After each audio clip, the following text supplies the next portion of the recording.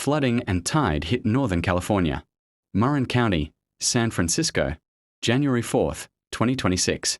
High tides and heavy rain caused widespread flooding on streets and low-lying neighborhoods north of San Francisco Bay, blocking cars and businesses in several areas. As water overflowed from Larkspur Marina Creek, streets in Corte, Madera became temporary rivers, and residents used pumps and sandbags to try to keep water from entering their homes. In San Francisco, several Embarcadero beach streets were flooded. The most damage was reported in Marin County, especially in the Corte Madera and Larkspur Marina neighborhoods. State Route 37 was temporarily closed near the intersection with State Route 121 in Sonoma County due to traffic disruption. Several lanes of traffic were also blocked and road closures were in place to prevent the danger. The flooding in the northern San Francisco Bay Area began on Friday night, January 3, 2026, when heavy rains saturated the area and caused rivers and streams to rise rapidly. A coastal hazard warning was in effect from 6 a.m. Sunday until 10 p.m. that day, due to high waves and strong currents on beaches and piers. Local officials and the National Weather Service issued flood and coastal hazard warnings that day, with the dangerous conditions predicted to continue. The flooding in the northern San Francisco Bay Area was the result of a combination of natural factors. Heavy rain in the past few days had saturated the ground and streams, severely reducing their water-holding capacity. At the same time, extremely high tides in the Bay Area caused water levels to reach their highest levels in decades.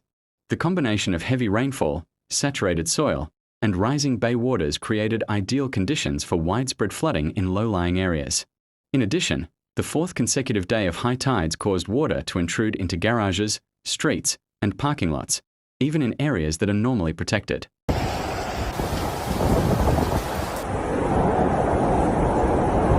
In the south of the region, in Santa Barbara, a major highway was blocked by landslides and flooding, and one man was killed. The recent flooding had a wide-ranging impact on the low-lying areas of the northern Bay Area. Many roads were blocked and cars were left stranded, forcing authorities to rush to rescue drivers and passengers. Some residents used boats or kayaks to cross flooded streets, while others had to wade through knee-deep water. The floodwaters also affected businesses and commercial areas. Stores and restaurants were closed, and parking lots were flooded.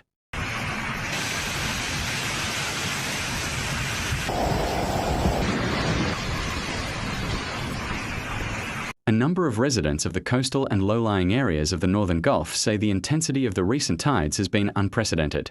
People who have lived in these areas for years insist that although they have witnessed the King's waves before, the water level this time was much higher than expected.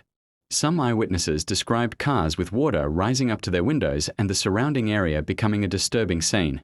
In coastal areas, restaurant and store employees were forced to move cars in the middle of the flood to prevent further damage. In residential neighborhoods, residents also tried to prevent water from entering their homes using pumps and sandbags, and many moved their valuable and heavy belongings to higher ground.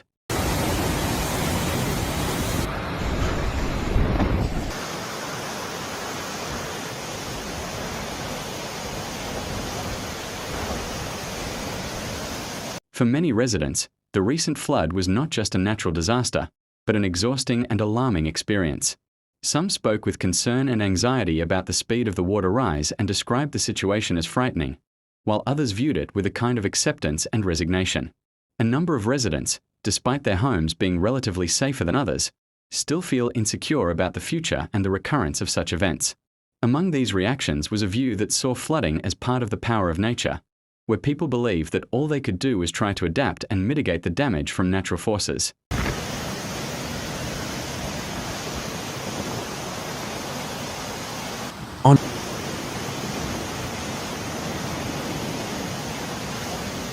As the water rose suddenly, residents in flood-affected areas tried to prevent water from entering their homes by using sandbags, pumping water, and moving things to higher ground. In some neighborhoods, streets were so flooded that only boats, kayaks, or water-resistant vehicles could get through. Garages and parking lots were the hardest hit, and items such as cars, washing machines, and dryers were at risk of damage.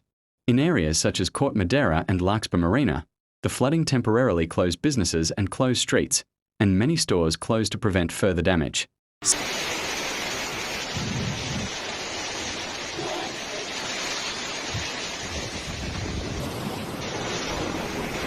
The widespread flooding disrupted not only infrastructure but also people's daily lives. Some residents were forced to leave their homes or take higher ground to stay safe, while others tried to minimize damage by moving heavy and valuable items. In neighborhoods like Riviera Circle, the water rose to knee-high levels, making normal traffic virtually impossible. The closure of commercial and sports facilities, including several large stores and clubs, reflected the extent of the flooding. At the same time, emergency and disaster management forces worked to keep residents safe by rescuing trapped people, assisting the elderly, and constantly monitoring the situation, a sign of social solidarity in the face of an unprecedented natural disaster.